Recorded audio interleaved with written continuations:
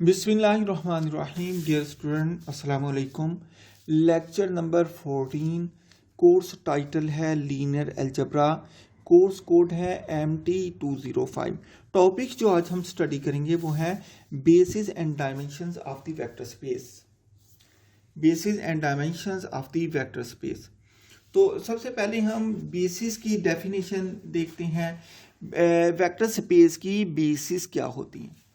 देखिए, हमारे पास कोई भी सेट ऑफ वेक्टर है। जब भी सेट ऑफ वेक्टर कहूँ तो इसका मतलब है ये वेक्टर स्पेस के एलिमेंट हैं। मैंने कहा be a set of vectors in a vector space V over the field F, then these vectors form basis of vector space V. अब ये जो सेट है ये बिल्कुल इसकी 3 लाइनें शुरू वाली यहाँ तक वही हैं जो हर डेफिनेशन में मैं लिखवाता हूँ कि हमारे पास let v1 v2 v3 up to so on vn be a set of vectors in a vector space V over the field है। उसके बाद मैंने कहा ये जो सेट है ये बेसिस फॉर्म करेगा कब, जब ये सेट स्पैनिंग सेट भी बनाता हो और ये सेट लीनियरली इंडिपेंडेंट भी हो जाए। जब ये सेट स्पैनिंग सेट फॉर्म करता हो, ठीक है, और जब ये सेट लीनियरली इंडिपेंडेंट हो जाए तो ये बेसिस बनाता है।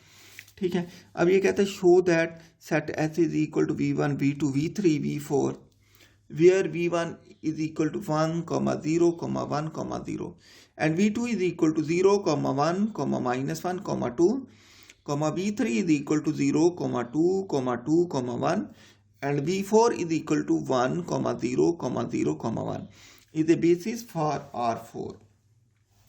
तो हमने ये बताना है कि ये बेसिस बनाता है। तो इसके लिए हम क्या करते हैं, सबसे पहले हम प्रूव करेंगे कि ये स्पैनिंग सेट बनाता है। ठीक है, उसके बाद हम ये भी प्रूव करेंगे कि ये लीनियरली इंडिपेंडेंट है। ये दोनों चीज़ें आप पहले कर चुके हैं। पहले हमने अलग अलग करके किया है, लीनियरली डिपेंडेंट और इंडिपेंडेंट को अलग किया है और स्पैनिंग सेट को अलग किया है। लेकिन यहाँ पर हम दोनों को एक ही क्वेश्चन के अंदर इकट्ठा कर जाएंगे।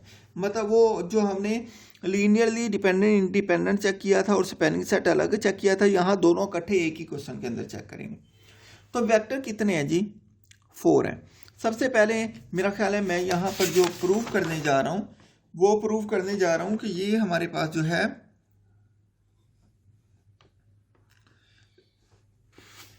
लीनियर, हम होमोजीनियस सिस्टम बनाने जा रहे हैं सबसे पहले। ठीक है, तो हम कहते हैं इसके लिए C1 V1 plus C2 V2 plus C3 V3 plus C4 V4 is equal to 0। That is equation number 1। यहाँ पर हम V1 V2 V3 V4 की वैल्यू पुट कर देते हैं जो कि ऊपर गिवन है। हमने C1 वैसे लिखा, V1 की जगह हमने लिख दिया 1 0 1 0 1 0 1 0 प्लस C2 V2 किसके बराबर 0 1 -1 2 प्लस C3 V3 क्या हो जाएगा 0 2 2 2 1 प्लस C4, ये C4 V4 किसके बराबर है जी 1 0 0 1 0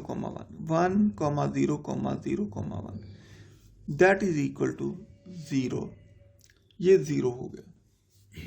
ठीक है जी, इसके बाद हमने C1 को अंदर मल्टीप्लाई कर दिया, C2 को भी ये हो गया C1 0 C1 0, फिर C2 को अंदर मल्टीप्लाई किया तो ये हो गया 0 C2 -C2 2 C2।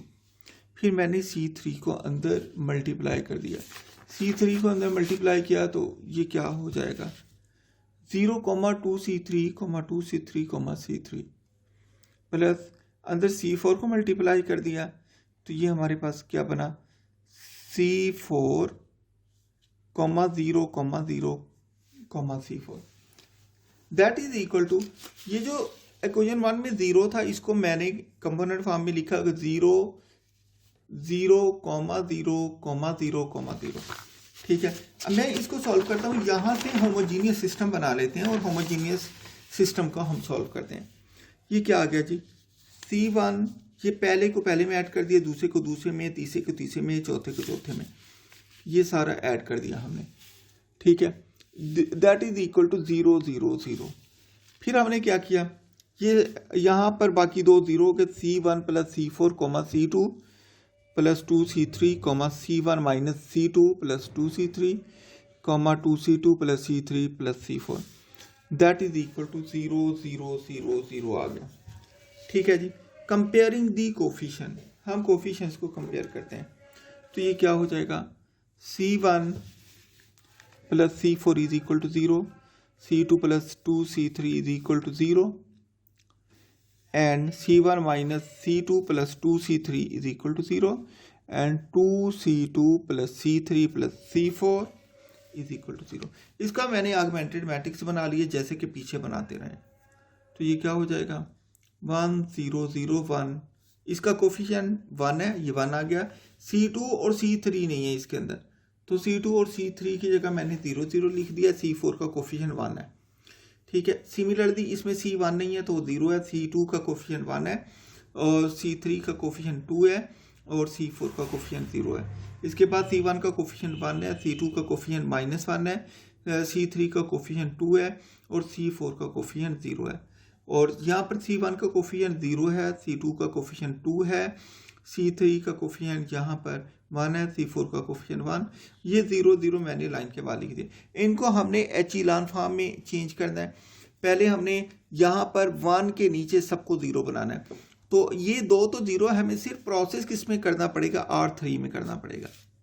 तो मैं यहाँ पर करता हूँ कि R1 को मैंने -1 से मल्टीप्लाई करके R2 में ऐड कर दिया, तो बाकी तीनों वैसे रही, 1 0 0 1 0 ये वैसे, 0 1 2 0 0 0 1 2 0 0 ये वैसे, चेंज सिर्फ R3 हुई। ठीक है। R3 ये 0 -1 2 -1 0 हो गया। अब ये 0 2 1 1 वैसे का वैसे। अब हम क्या करते हैं जी, अब हम ऐसा करते हैं कि यहां पर हम माइनस ये 1 आ गया, 1 के नीचे भी 0 बनाने हैं।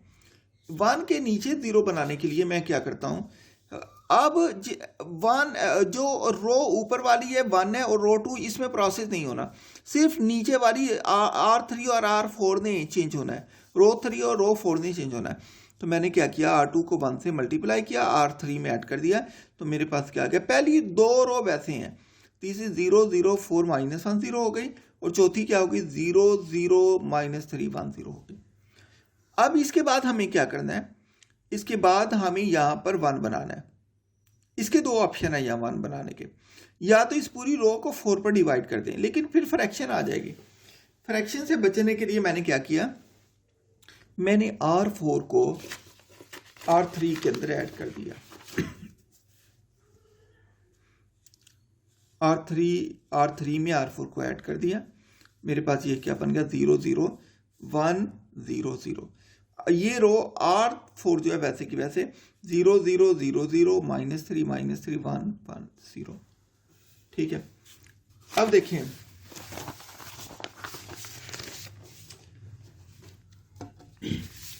ये मेरे पास मैंने एचिलान फॉर्म बना ली है। हमने नेक्स्ट प्रोसेस क्या किया, R3 को 3 से मल्टीप्लाई किया और 4 में ऐड कर दिया, तो ये 0 0 0 1 हो गया। अब डायगोनल के नीचे डायगोनल 1 1 हो गया, डायगोनल के नीचे 0, ये होती है एचिलान फॉर्म। ठीक है। ये देखिए, ये डायगोनल जो है ना, ये वाला डायगोनल, ये वाला डायगोनल सारा 1 1 है, डायगोनल के नीचे क्या है 0 है, डायगोनल के नीचे क्या है 0 है। ठीक है। तो ये क्या हो गया, इसको मैंने अब लिख लिया सिस्टम की शक्ल में, ये पहला C1 है, आखिरी C4 है, plus C4 is equal to 0, C2 plus C3, C2 plus 2C3 is equal to 0, C3 is equal to 0 and C4 is equal to 0। यहाँ पर मैंने C3 की वैल्यू 0 पुट की, तो यहाँ पर हमारे पास क्या आ गया, C2 इज इक्वल टू 0 आ गया। अब C4 को 0 पुट किया, यहाँ पर ये वैल्यू तो C1 इज इक्वल टू 0 आ गया। तो यहाँ से हमें पता चल गया C1 भी 0, C2 भी 0, C3 भी 0, C4 भी 0। ये सिस्टम क्या हो गया, लीनियरली इंडिपेंडेंट हो गया। तो अब हम देखते हैं, since C1 is equal to 0, C2 is equal to 0, C3 is equal to 0 and C4 is equal to 0, showing that S is linearly independent। ठीक है, ये लीनियरली इंडिपेंडेंट हो गया। No we want to show that S spans R4। अब हमने ये show करना है जो एस है ये R4 को स्पैन करता है। तो इसके लिए हमने अब क्या किया, फ़र्क ये है इन दोनों में कि जब लीनियरली इंडिपेंडेंट लेना है तो हमने जो लीनियर कम्बिनेशन है वो ज़ीरो के इक्वल रखना है। जब आपने स्पैनिंग सेट लेना है तो लीनियर कम्बिनेशन V के इक्वल रखना है। ये दोनों के अंदर एक यही फ़र्क है, ठीक है। तो अब हम यहाँ पर वहाँ पर मैंने C1 C2 C3 ही यूज़ किया था, यहाँ पर K1 K2 K3 K4 खुद इसलिए यूज़ किया है ताकि आप कंफ्यूज ना हो। आप यहाँ पर भी C1 C2 C3 C4 इस्तेमाल करना चाहें कर सकते हैं। आप यहाँ पर A1 A2 A3 A4 इस्तेमाल करना चाहें आप कर सकते हैं। अब मैंने क्या कहा, मैंने कहा now we want to show that S spans R4। इसके लिए मैंने V let V is equal to A, B, C, D belong to R4. We now seek constants K1, K2, K3 and K4 such that अब हमें constant की value चाहिए, ठीक है। मैंने इसके अंदर वैल्यू पुट की V1 की, V2, V3 की। निकालना क्या है, K1, K2, K3, K4। ये V1 की जगह मैंने V1 की वैल्यू जो गिवन थी वो पुट की 1, 0, 1, 0 प्लस K2 V2 की वैल्यू जो क्वेश्चन के शुरू में गिवन थी वही पुट की 0, 1, -1, 2 प्लस K3 V3 की वैल्यू पुट की 0, 2, 2, 1 प्लस K4 यहाँ पर V4 की वैल्यू पुट की 1, 0, 0, 1 that is equal to V की जगह क्या लिख दिया, V की जगह A, B, C, D, A, B, C, D। अब हमने K1 को K2 को K3 को K4 को अंदर मल्टीप्लाई कर दिया। मल्टीप्लाई करने के बाद ये K1 0, K1 0 हो गया प्लस ये 0 K2 minus K2 plus 2 K2 हो गया, ये plus 0 2 K3 plus 2 K3 plus K3 हो गया, ये हो गया plus K4 0, 0 K4 is equal to A, B, C, D हो गया। अब हम पहले कंपोनेंट को पहले में ऐड कर देते हैं, दूसरे कंपोनेंट को दूसरे में ऐड कर देते हैं, तीसरे को तीसरे में ऐड करते हैं। तो हमारे पास क्या आ जाएगा जी, K1 plus K4 K2 plus 2 K3 K1 minus K2 plus 2 K3 2 K2 plus K3 plus K4 that is equal to 0, 0, 0, 0। अब एक कंपोनेंट को कंपेयर कर देते हैं। मैंने यहाँ लिखा है कंपेयरिंग दी कंपोनेंट। जब मैं इसके कंपोनेंट्स को कंपेयर करता हूँ तो बिल्कुल वैसे ही करना है जैसे प्रोसेस हमने पीछे किया है। ये आ जाएगा K1 plus K4 is equal to A, K2 plus 2 K3 is equal to B, K1 minus K2 plus 2 K3 is equal to C, 2 K2 plus K3 plus K4 is equal to D। इसे मैंने augmented matrix की form में लिख दिया। जब मैंने augmented matrix की form में लिखा तो मेरे पास हो जाएगा AB इज इक्वल टू 1, 0, 0, 1। ये इसके कोफिशिएंट 1 है, K2 नहीं है तो K2 0 है, K3 नहीं है तो K3 0 है, K4 है, K4 का कोफिशिएंट 1 है। ये जो A है इसको लाइन की दूसरी साइड पर, इसका K1 नहीं है तो K1 0 हो गया, K2 का कोफिशिएंट 1 है तो 1 आ गया, K3 का कोफिशिएंट 2 है तो 2 आ गया, K4 का कोफिशिएंट K4 नहीं है तो 0 हो गया, ठीक है, इज इक्वल टू B। यहाँ पर K1 का कोफिशिएंट 1 है, K2 का कोफिशिएंट -1 है, K3 का कोफिशिएंट 2 है और K4 का कोफिशिएंट 0 है, इज इक्वल टू C। यहाँ पर K1 नहीं है तो that is equal to 0, K2 का कोफिशिएंट 2 हो गया, K3 का कोफिशिएंट 1 हो गया, K4 का कोफिशिएंट 1 इंटू D हो गया।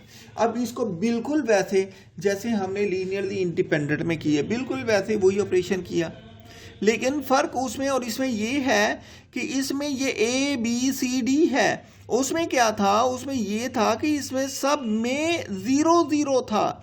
अब यहाँ 0 0 नहीं है तो इसमें जो भी प्रोसेस होगा वो लाइन की दूसरी साइड पर भी होगा।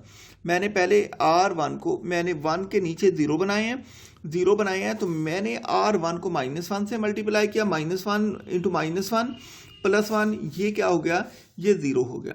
फिर मैंने इसको -1 से मल्टीप्लाई किया, 1 इंटू 0, 0 इंटू -1, ठीक है।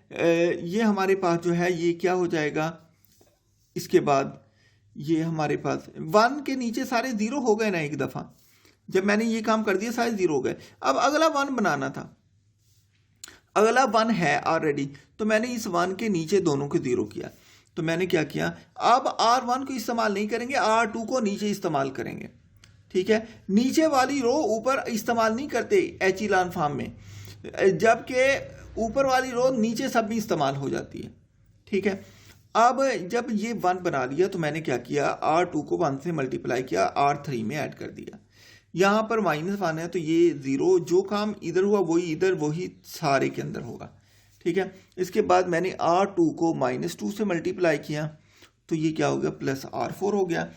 इसके बाद हमने क्या किया, 0, ये R2 को -2 से मल्टीप्लाई किया, R2 को -2 से मल्टीप्लाई किया, R4 में ऐड कर दिया,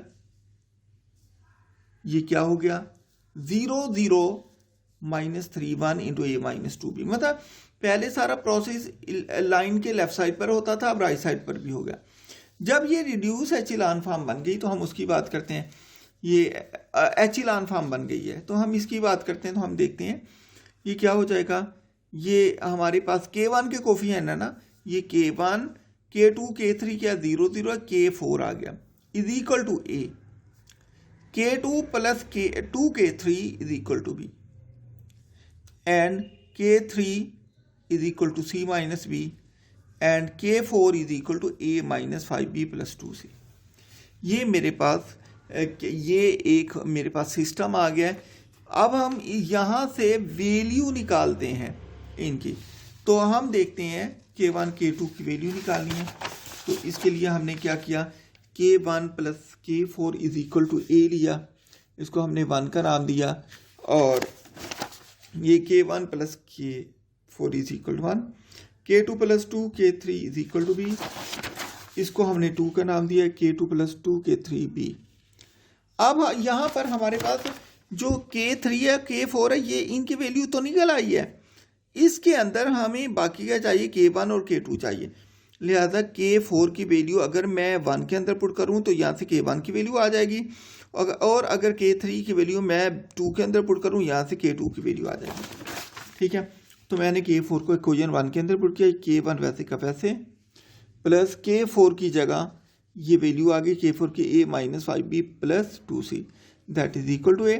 सबको दूसरी तरफ ले गए, ये क्या हो गए, A वैसे का वैसे रहा, ये इधर आकर माइनस हो गया, ये इधर आकर प्लस हो गया, ये इधर आकर माइनस हो गया, इसे cancel, K1 is equal to 5B minus 2C हो गया। ये हमारे पास K1 आ गया। अब हमें क्या चाहिए, K2 चाहिए, तो हम इक्वेशन नंबर 2 के अंदर K3 की वैल्यू जो कि C माइनस B है ये पुट कर देते हैं। K2 प्लस 2, यहाँ पर K3 की जगह C minus B that is equal to B, K2 plus 2C minus 2B is equal to B। ये सारे राइट साइड पे ले जाते हैं, क्या हो जाएगा, B माइनस 2C, ये उधर जाकर प्लस हो गया, तो ये B प्लस 2B 3B हो गया, ये माइनस 2C हो गया। लिहाजा K1 K2 K3 की वैल्यू निकल आई। मैंने कहा here we get K1 is equal to 5B minus 2C and K2 is equal to 3B minus 2C, K3 is equal to C minus B and K4 is equal to A minus 5B plus 2C। तो मैंने कहा here A B C and D are any real number. यहाँ पर A B C D की value put करते चले जाएं, K1 K2 K3 K4 की वैल्यू आती चली जाएंगी। लिहाजा इसका मतलब ये है कि ये जो है स्पैन करता है, hence S spans R4 and is a basis for, क्योंकि ये लीनियरली इंडिपेंडेंट भी हो गया, ये स्पैनिंग सेट भी फॉर्म करता है, लिहाजा ये R4 की बेसिस होगी। एग्जाम्पल नंबर 2, यहाँ पर हमने ये शो करना है, यही ऐसे ही बिल्कुल क्वेश्चन है, show that the set S is equal to t square plus 1, t minus 1, 2t plus 2 is a basis. यहाँ पर भी हमने यही बताना है कि ये बेसिस बनाता है। तो पहले हम इसको वैसे ही चेक करेंगे लीनियरली इंडिपेंडेंट है कि नहीं, उसके बाद स्पैनिंग सेट। अच्छा, इसमें आप पहले अगर स्पैनिंग सेट फाइंड कर लें, बाद में लीनियरली इंडिपेंडेंट प्रूव कर दें, तब भी ठीक है, इससे कोई फर्क नहीं पड़ता। ठीक है, मैंने कहा in order to show that S is a basis for the vector space P2, we must show that S spans P2 and S is also linearly independent। तो S क्या हो जाएगा, लीनियरली इंडिपेंडेंट हो जाएगा। मैंने लेट किया P1 of T is equal to T square plus 1 P2 of t is equal to t minus 1, P3 of t is equal to 2t plus 2 and P of t is equal to at square plus bt plus c। ये हमने suppose कर दिया, ये वाली जैसे ऊपर हमने v suppose किया था ना, या हमने p का सपोज किया है, क्योंकि इसका पहले यहाँ पर मैं स्पैनिंग सेट प्रूव कर रहा हूँ। तो मैं ऐसा इसलिए कर रहा हूँ, पिछली एग्जांपल के अंदर मैंने पहले प्रूव किया कि वो लीनियरली इंडिपेंडेंट है, बाद में प्रूव किया कि स्पैनिंग सेट है। यहाँ पर मैं प्रूव कर रहा हूँ पहले स्पैनिंग सेट है, बाद में लीनियरली इंडिपेंडेंट। ऐसा मैं इसलिए कर रहा हूँ ताकि आपको पता चल जाए कि बेशक पहला जो मर्जी कर दे, इससे कोई फ़र्क नहीं पड़ता। तो मैंने वहाँ पर वी सपोज करते थे, वहाँ पर लीनियर कम्बिनेशन जब लिखते थे स्पैनिंग सेट के लिए, तो हम उसके लिए क्या करते थे, हम उसके लिए जो लीनियर कम्बिनेशन लेते थे वो ये लेते थे ना, C1 V1 plus C2 V2 plus C3 V3 plus C4 V4 is equal to V। Spanning set के लिए ये लेते थे। यहाँ पर पॉलिनॉमियल है, तो मैंने क्या किया, मैंने पॉलिनॉमियल के लिए ऐसा किया है कि मैंने यहाँ पर ले लिया है P of t is equal to a square plus bt plus c। We suppose by the definition of spanning set, spanning set की डेफिनेशन के तहत मैंने कहा हम देख सकते हैं, हमने वैल्यू पुट की C1 P1 of t plus C2 P2 of t plus C3 P3 of t is equal to P of t। यहाँ पर मैंने P1 P2 P3 की वैल्यू पुट कर दी और P की वैल्यू पुट कर दी। C1 into t square plus 1 plus C2 into t minus 1 plus C3 2t plus 2 is equal to at square plus bt plus c। तो इसको अंदर multiply किया, C1 t square plus C1 plus C2t minus C2 plus 2C3t plus 2C3 is equal to at square plus bt plus c। अब t square की term अलग कर दी, ये C1 t स्क्वायर t वाली टर्म मैंने अलग कर दी और कांस्टेंट अलग कर दिए। इसके बाद मैंने क्या किया, मैंने कंपेयरिंग दी कोफिशिएंट कर दिया, मैंने कंपेयरिंग दी। टी स्क्वायर का कोफिशिएंट C1 है, इधर टी स्क्वायर का कोफिशिएंट a है, तो इसलिए मैंने लिखा C1 is equal to a। T का कोफिशिएंट यहाँ पर क्या ये है C2 प्लस 2C3, यहाँ पर टी का कोफिशिएंट b है, मैंने ये लिखा C2 plus 2C3 is equal to b। Next constant है, तो कांस्टेंट कांस्टेंट के बराबर C1 minus C2 plus 2C3 is equal to c लिख दिया मैंने, ये c आ गया।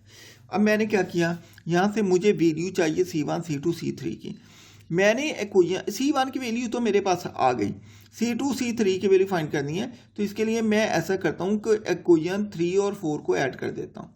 जब मैंने इन दोनों को ऐड किया, ये इक्वेशन नंबर 3 है और ये इक्वेशन नंबर 4 है, ऐड किया तो C2 माइनस C2 से कैंसिल, बाकी क्या आ गया C1 plus 4C3 is equal to B plus C आ गया। ठीक है, अब हम इसमें C1 की वैल्यू पुट कर देते हैं। C1 किसके बराबर है, A के बराबर है, तो यहाँ पर मैंने पुट किया C1 is equal to A in equation 5। तो ये क्या हो गया, C1 की जगह A आ गया plus 4C3 is equal to B plus C। तो 4C3 क्या आ गया, A उधर जाकर माइनस हो गया, C3 क्या आ गया, ये 4 दूसरी तरफ जाकर डिवाइड हो जाएगा। ये C1 की वैल्यू आ गई और C3 की आ गई। अब हमें C2 चाहिए। C2 के लिए मैंने इक्वेशन 2 को लिया, मैंने इक्वेशन 3 को लिया, C2 plus 2C3 is equal to B। इसके अंदर मैंने C3 की वैल्यू पुट कर दी, C2 वैसे का वैसे, 2 वैसे का वैसे, C3 की जगह B plus C minus a divided by 4 is equal to B आ गया। अब ये 2 नीचे cancel, C2 plus 1 by 2 into B plus C minus a is equal to B। ये दूसरी तरफ जाकर माइनस हो जाएगा।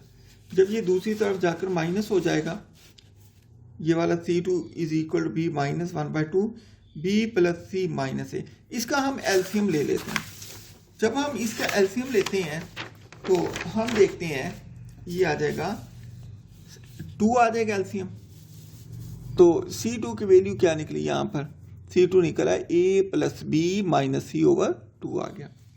We have C1 is equal to A, C2 is equal to A plus B minus C over 2 and C3 is equal to B plus C minus C over 4। ये C1 C2 C3 की value आ गई। यहाँ पर A B C की value बदलते चले जाएं, C1 C2 C3 combination बदलते चले जाएंगे, लिहाजा ये साबित हो गया कि ये S जो है ये P2 को स्पैन करता है। अब हमने क्या प्रूव करना है, अब हमने प्रूव करना है कि ये लीनियरली इंडिपेंडेंट है। सबसे पहले मैंने इसकी एग्जांपल दे दी है मैंने कहा to illustrate the result suppose that we are given the vector 2t square plus 6t plus 13। मैंने कहा अगर मैं ये वेक्टर ले लूँ 2t square plus 6t plus 13, ये मैंने खुद अपनी तरफ से लिया, ये गिवन नहीं है, कि आप कोई और भी एग्जाम्पल ले सकते हैं।